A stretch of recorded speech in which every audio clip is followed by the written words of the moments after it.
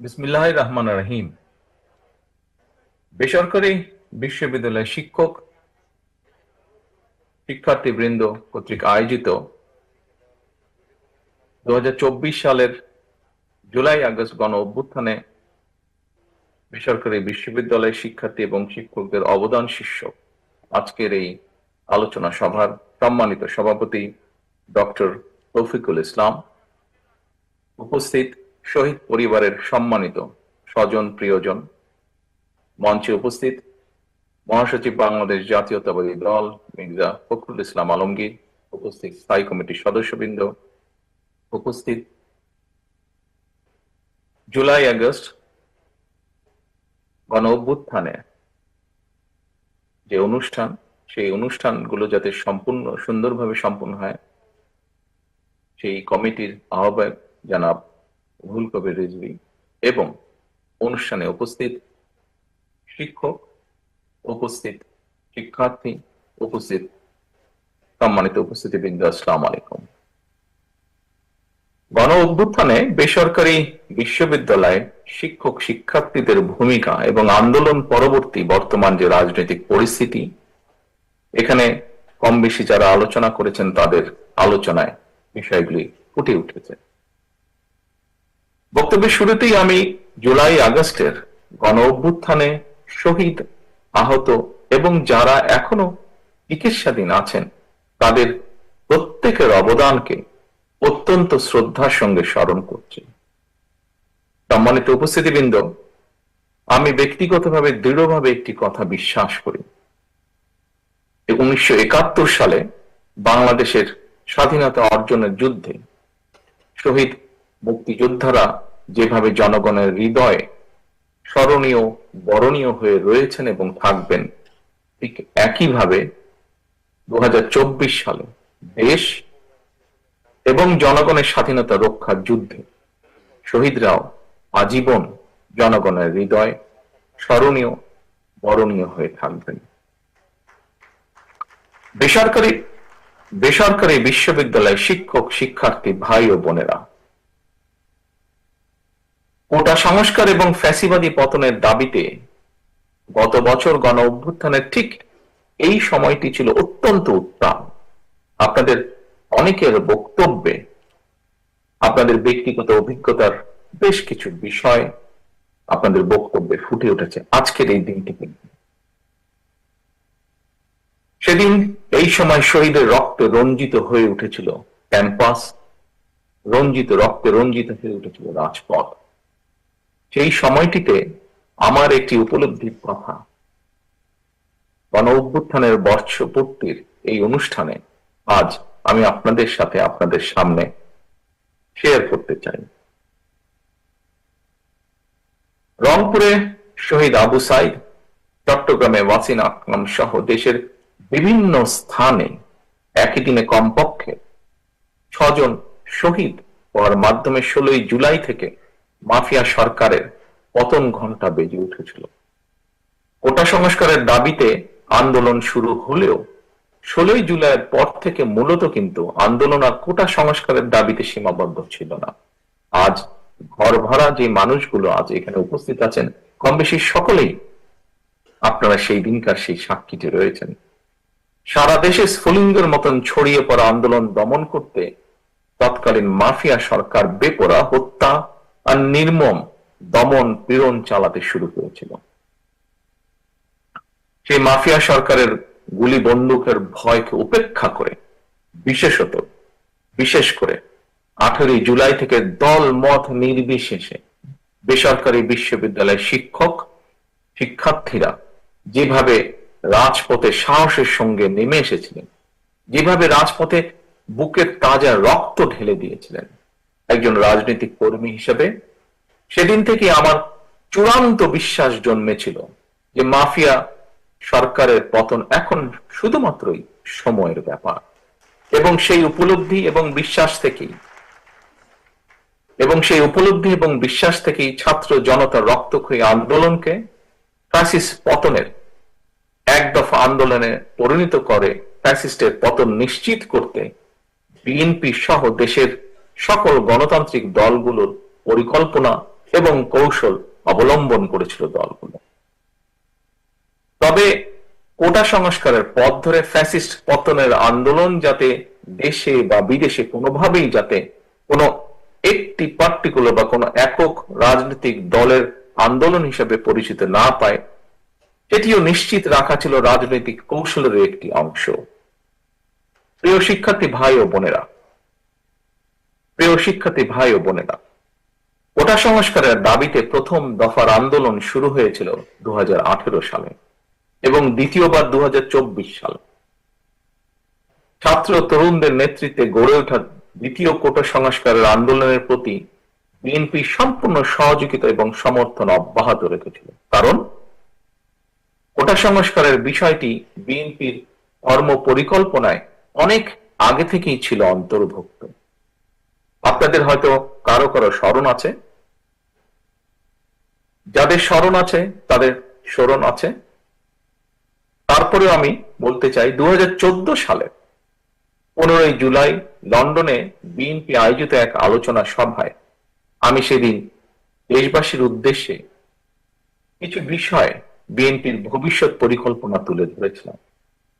সেই অনুষ্ঠানেই সেই বক্তব্যেই তখন আমি বলেছিলাম, স্বাধীনতার এত বছর পরেও সরকারি চাকুরিতে 56% কোটা পদ্ধতি সম্পূর্ণভাবে অযৌক্তিক এবং অপরিমাণদর্শী। সুতরাং আমরা মনে করি, বিএনপি মনে করে, জনগণের রায় বিএনপি রাষ্ট্র পরিচালনার সুযোগ পেলে চাকরিতে কোটা পদ্ধতিটি 56% থেকে কমিয়ে পরিবর্তন করে 5% নামিয়ে আনবে বা আনার পরিকল্পনা রয়েছে।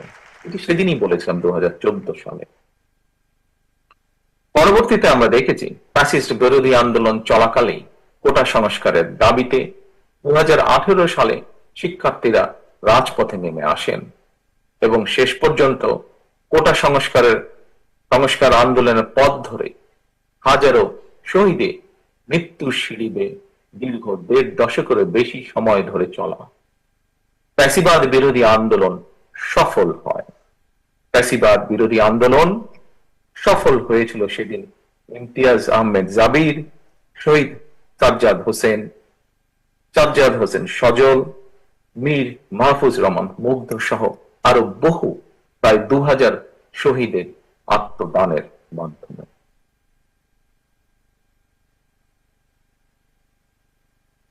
সুতরাং গণ অভ্যুত্থানে বীর শহীদরা জাতির গৌরব, তারা গণতান্ত্রিকামী মুক্তিকামী মানুষের প্রেরণা। আবারও তাদের প্রতি আমাদের গভীর শ্রদ্ধা এবং জানাই গভীর কৃতজ্ঞতা। প্রিয় ভাই বোনেরা, ফ্যাসিবাদ মুক্ত বাংলাদেশ, শহীদদের কাঙ্ক্ষিত বাংলাদেশ গড়ার মাধ্যমে শহীদদের রক্তের ঋণ পরিশোধ করার সুযোগ সৃষ্টি হয়েছে। একটি ইনসাফ এবং ন্যায়ভিত্তিক এবং তাবেদার মুক্ত গণতান্ত্রিক মানবিক বাংলাদেশ গড়ার মাধ্যমে আজ আমরা শহীদদের প্রতি সত্যিকার ভাবে সম্মান এবং শ্রদ্ধা জানাতে পারি, যা কিনা একজন শহীদের বাবার বক্তব্যের মাধ্যমে ফুটে উঠেছে পরিষ্কারভাবে আমাদের সকলের সামনে।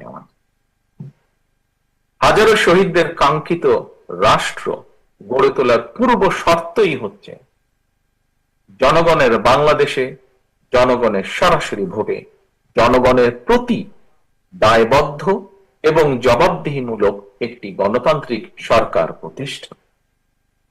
জনগণের সরকার প্রতিষ্ঠা করতে হলে দেশে এমন একটি গণতান্ত্রিক নিরাপদ নির্বাচনী ব্যবস্থা থাকা জরুরি, যেখানে প্রতিটি ভোটার নির্ভয়ে নিশ্চিন্তে নিজেদের পছন্দের প্রার্থীকে নির্বাচিত করে জনগণের সরকার প্রতিষ্ঠা করতে পারে। বাংলাদেশে ফ্যাসিবাদের কাঠামো সম্পূর্ণরূপে ভেঙে দিতে হলে নির্বাচনের মাধ্যমে জনগণের রাজনৈতিক অধিকার প্রতিষ্ঠা, প্রয়োগ এবং চর্চার কোনই বিকল্প নেই। এই কথাটিও একজন শহীদের গার্জেনের মুখ থেকে আজ আমরা শুনেছি।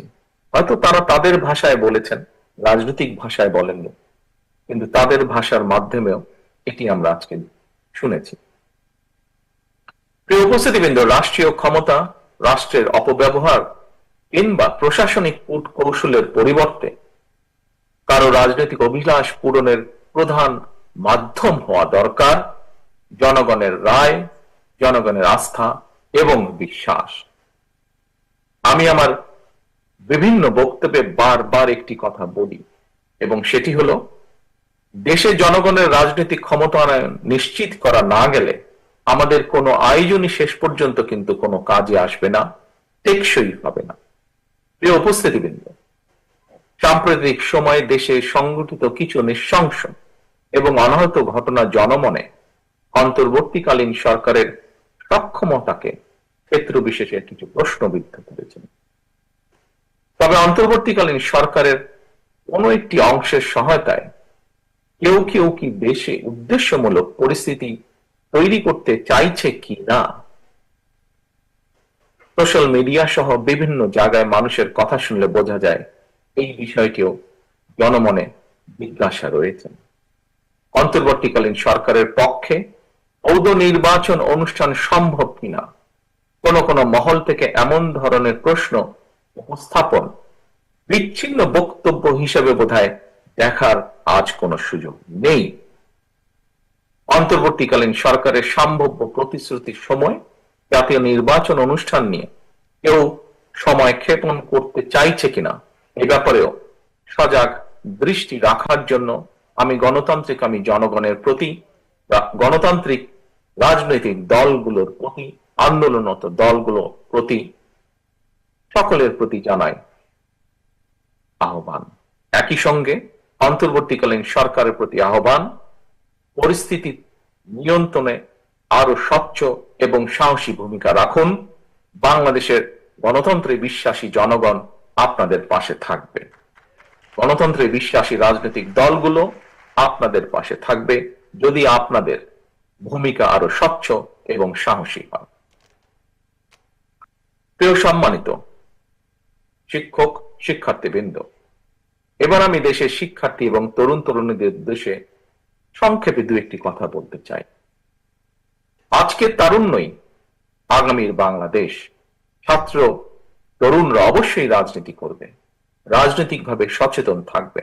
ছাত্র তরুণদের সাহসী অংশগ্রহণ ছাড়া বিশ্বের কোন দেশেই স্বৈরাচার কিংবা ফ্যাসিবাদের বিরুদ্ধে বিপ্লব বা গণ অভ্যুত্থান সফল হওয়ার উদাহরণ খুবই বিরল।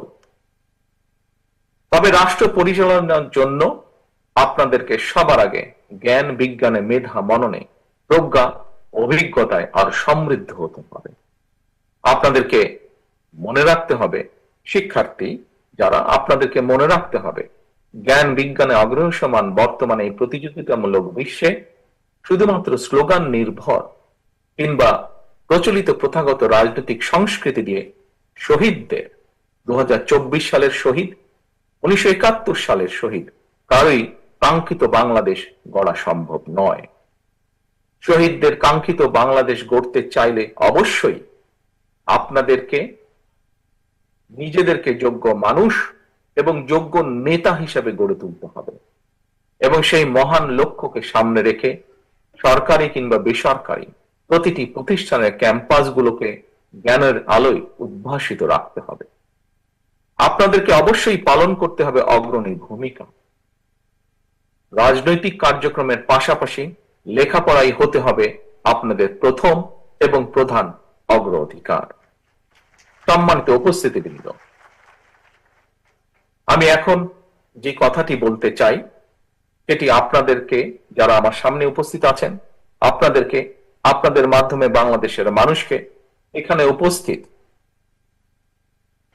মিডিয়া কর্মী ভাইরা যারা আছেন, আপনাদের মাধ্যমে সমগ্র বাংলাদেশের মানুষের সামনে আমি দুইটি কথা বলতে চাই। এখন জাতীয় নির্বাচন আসন্ন। বাংলাদেশের গণতন্ত্রকে প্রাতিষ্ঠানিক রূপ দেওয়ার লক্ষ্য অর্জনের ক্ষেত্রে আমাদের জাতীয় জীবনে আসন্ন জাতীয় নির্বাচনের ব্যাপক গুরুত্ব রয়েছে। সুতরাং আপনাদের, আমাদের সকলের কোনো আবেগ তাড়িত কিংবা ভুল সিদ্ধান্তের কারণে রাষ্ট্র রাজনীতিতে ভবিষ্যতে আর যাতে কোনো চরমপন্থা কিংবা ফ্যাসিবাদ পুনর্বাসিত হওয়ার সুযোগ না পায়, সে ব্যাপারে আপনাদেরকে তথা সমগ্র দেশবাসীকে সতর্ক এবং দায়িত্বশীল ভূমিকা পালন করতে হবে। সম্মানিত উপস্থিতিবৃন্দ, সম্মানিত শিক্ষকবৃন্দ, আজকের অনুষ্ঠানের আয়োজকবৃন্দ, মঞ্চে উপস্থিত সম্মানিত নেতৃবৃন্দ, বক্তব্যের শেষে আমি আবারও আল্লাহর দরবারে সকল শহীদদের আত্মার মাগফিরাত কামনা করছি, চিকিৎসাধীন এবং আহতদের দ্রুত আরোগ্য কামনা করছি। শহীদদের স্বজনদের প্রতি আবার সম্মান ও কৃতজ্ঞতা জানিয়ে শেষ করছি আমার বক্তব্য। আল্লাহ হাফেজ। বাংলাদেশ জিন্দাবাদ। বাংলাদেশ জাতীয়তাবাদী দল জিন্দাবাদ।